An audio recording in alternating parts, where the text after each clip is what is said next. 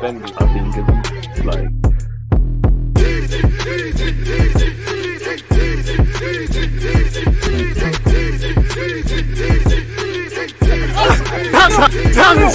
People deluded, I'm back again. Come on, Ian. Come on. Thank you very much for that, Ian Wright. As you can see in front of me, West Ham United, Arsenal 2, 4-goal thriller. It always is. Just like last season, it was a thrilling game at the London Stadium. This year, it delivered really and truly. I think first things first, you got to credit your opponents. West Ham are fighting relegation. They've had 2 games this week. Their form has been inconsistent in the Premier League, and of recent, they've been putting some results together. It's a point game. They came from 2-0 down. That shows integrity, that shows fight, that shows desire, that shows spirit, and they had the beating of us. We were great first 15 minutes. Other than that, maybe at a push 20, 25, 30. Definitely the end of the first half, or from the moment we got the second and the majority of the second half, they were the better team. Yes, we could have scored a penalty and all of that jazz, but you've got to give credit to your opponents. A big point for David Moyes. I think they'll stay up. West Ham deserves to stay up. In my opinion, they're a team you want to see in the Premier League. Is what it is. And I think Declan Rice, you need to be signing for Arsenal. You saw him intercept the ball from Thomas Partey. You saw him all action. They did well. They reacted. Again, football's a 90-minute game. We're at the business end of the season. Performances have to correlate, because sometimes you deserve to lose and you win. Sometimes, like with Unai Emery, credit to him at Villa. But when you're on a winning run like he was at Arsenal, it doesn't always tell the full picture. Same way when Arteta started at Arsenal, you could see the building blocks he wanted to put into this team, but we weren't getting the results. And that has happened at occasions this season. Times we don't really deserve to win a game of football. We've nicked it, and the games have been thrilling. And that naivety has followed us in the last 2 games. End of the day, business end of the Premier League season. Like last week, apologies, against Liverpool. If you're 2 goals up away from home, you need to get 3 points. So it's 4 points dropped in the last 2 games. 4 points that would have been vital. I don't check the league table, but allegedly Arsenal, are ahead of City wherever that is. With a game in hand and 3 points. And the next time City play in the Premier League will be against us. So the Southampton game at home next week is a must win, as they all are. Mathematically, it's not done, but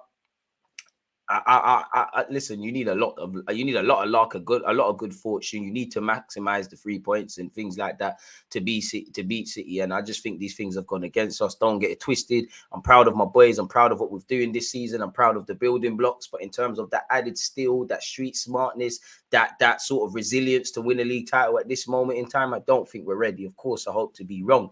We're just giving out points, really and truly. We handed it to them. As much as I credit to West Ham, we handed it to them. 2-0 is a very dangerous lead, and it's like we always see, we start like at Anfield, we start very well, everything's going right. We was playing some silky passes, was putting that defense under pressure. The 2 goals we scored with Jesus first and Odegaard, it was great. But after that, it's like, it's like a mental block. It's like we take our foot off the gas and think we've got the lead now. It's calm.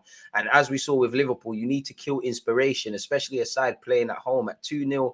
There's always a bit to fight for. The next goal is vital. 3-0 heads drop. Unfortunately, we shot ourselves in the foot and conceded and whatnot, and ultimately conceded the first one and then conceded the second. Of course, if Saka scores the penalty, it's a different game. But he has to hold himself accountable for a poor game anyways. And obviously missing the penalty, same way Gabriel was having a decent game until he done that BS for the penalty. Even though Partey kind of starts it, and we're, him and Holding are the wrong side. So we've been kind of caught in the transition. And these things happen in football. Isolated for those incidences. Did we do enough to beat West Ham today? No. We didn't put Fabianski under sustained pressure.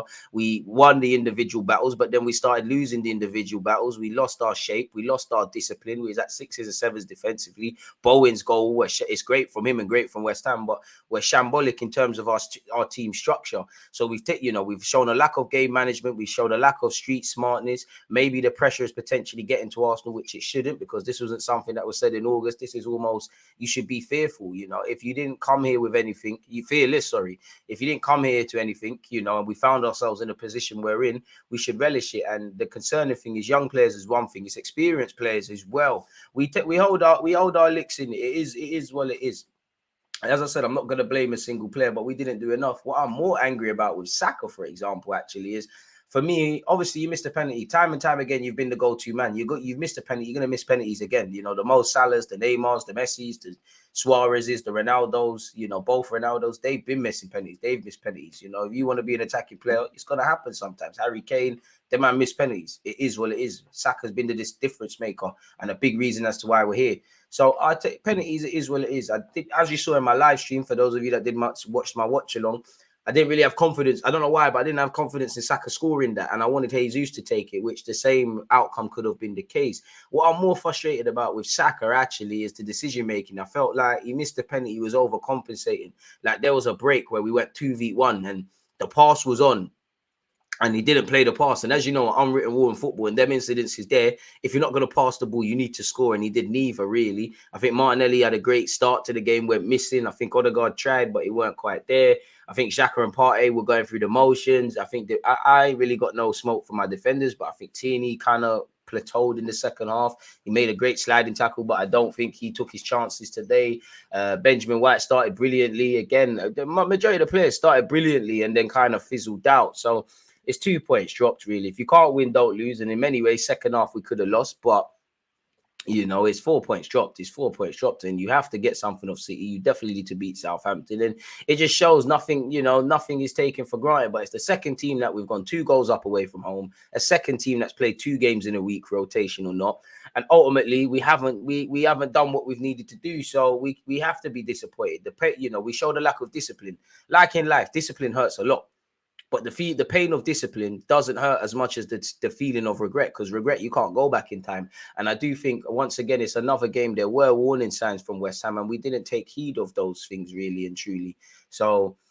So madness, really. As I said, the goals we scored were great collective team moves, you know, finishing with Gabriel Jesus and Odegaard. There were several players involved, but after that, there isn't too many positives, essentially, really. You know, there really isn't, and you're making it harder than it needs to be, really. Things happen, but if you're playing a team like City, you're chasing fine margins, and definitely where points dropped from winning positions. With VAR or not, you have to say Brentford, Southampton, Liverpool and West Ham. You know, I am being a bit harsh, but football is harsh. You think the world cares that Arsenal haven't won a league title?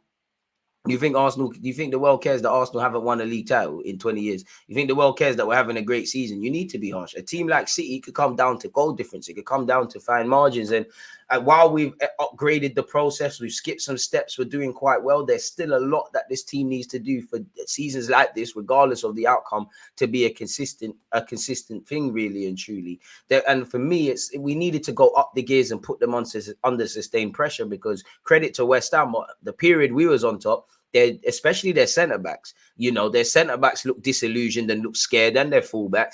Antonio kind of had, you know, Holding and Gabriel were holding it up, even though Antonio was trying to pull into the channels. The strikers were disillusioned, but other than that, they looked a complete different team. Bowen weren't seen for 20 minutes, and when he was seen, we're in trouble, innit? We know Bowen has scored a couple goals against this football club, innit? So we've only got ourselves to blame, really. We've only got ourselves to blame. I big up the gaffer.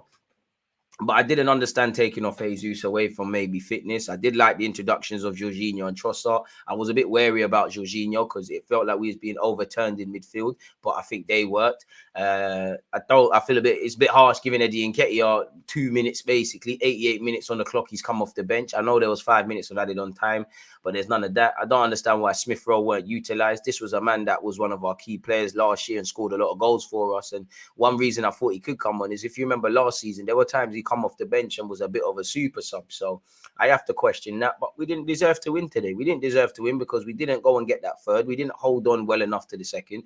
Ultimately, I don't think we learned our lessons from the Anfield game, because a lot of it weren't the same, but it was very much identical.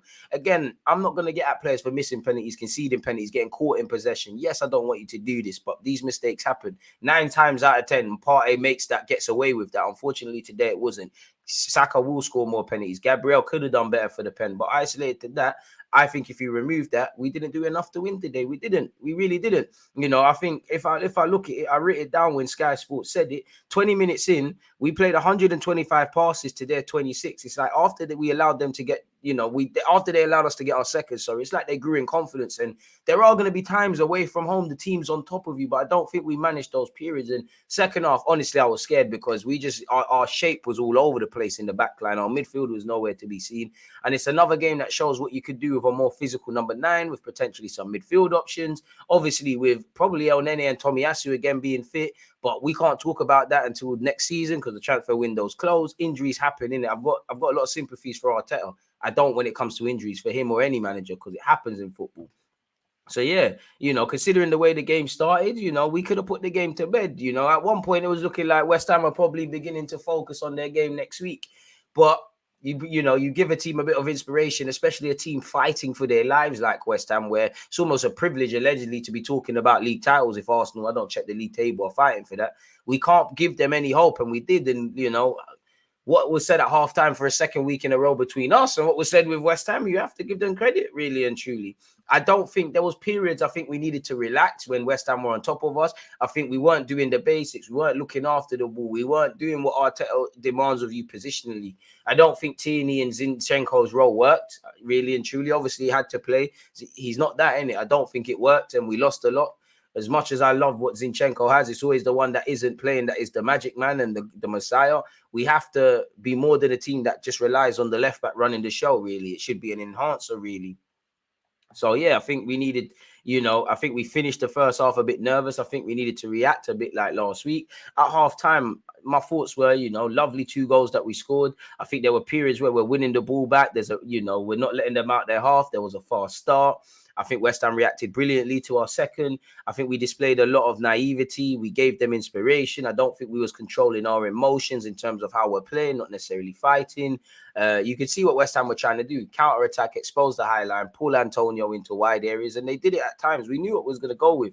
Antonio pull into wide areas and demand questions of Rob Holding. How he had a tricky second half, but I think it's another game Holding did okay.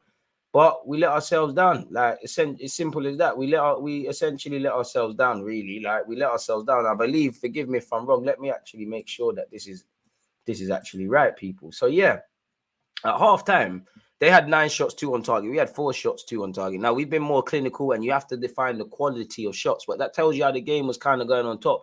We had 74% of the ball to their 26. We played 319 passes to their 107. They had 3 corners. We had none. At the end of the game, though, people, that changed to 16 shots from West Ham, 11 from us, 3 shots on target from them, 5 on target from us. So, on the balance, a draw is a fair result. They had 7 corners to our 2. They're probably wondering, if they started the game better, what could happen? Because they tried to press us very high, was doing well playing out from the back. There was a couple of occasions Partey was giving the ball away initially. Then he got with it. Then he went back to being rubbish and whatnot in the game. So we have to hold our L's, man. This is the run point in the season where you just need results. It's not about performance, but you've got to look at the performance, essentially. Second half, like, it was, West Ham started better than us, really and truly. We had a chance to nick it with maybe the pen going in with Saka. It didn't. But what else did we do apart from that, really? Trossard's been on the field for about 5 minutes, and he looks more lively than a lot of players who started. Again, we failed to clear our lines properly. We're playing people onside. We're unaware of runners. It's a cute finish from Bowen, and it grabs a point, a well-deserved point for West Ham, in my opinion. Again, I don't know what was said at half-time. We, in my opinion, was very disorganized in the second half, and in many ways, we were pretty unlucky not to win. Probably fortunate that we've got a point, because on another day, this game goes even worse for you. So, yeah, credit to West Ham. Best of luck for the season for us. There's nothing you can do now, innit? Like, if the players are not going to heed the lessons of the Liverpool game and West Ham, then it's all down for them. I do think players want to improve, but old habits die hard. And in life, if you want to show discipline, you have to go through teething pains. The more that we do certain nonsenses on the pitch, the more the universe will make us see the errors in our way time and time again. There's nothing more to say but to go on to Southampton, really and truly. You got Southampton, then you've got City. Hopefully there's a miracle. If not, let's accept it. Take the building blocks for next season. Regardless, though, people, please, please, please smash the like button, comment, subscribe. Thank you very much for listening to my 2 pence on Arsenal. I'd love to know yours. Let me know. It's important that we approach this without emotion, as much as you can say that about football. Stay blessed, stay safe, have a great week. If your football team winning, losing, or drawing is the massive indicator on your mood of your life right now, that is a privilege in itself. The loveliest thing, but the worst thing about life, and the most beautiful thing, is that it goes on. So appreciate you lot for tuning in. Smash the like button. Let me know your thoughts. I'm out. There's always just that Anti-red light, defenders. I think it's like